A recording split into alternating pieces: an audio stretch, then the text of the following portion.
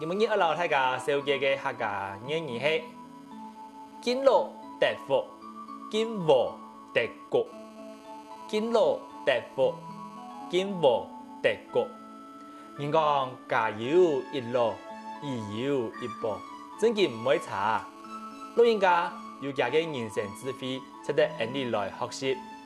其實人哋凡事就按樣謙虛，留人周圍嘅人事物來學習，怎會俾人哋嘅智慧來成長？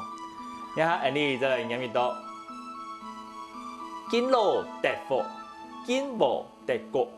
敬老得福，敬禾得穀。客家諺語是蒙大家嘅書看，按子說，將來了。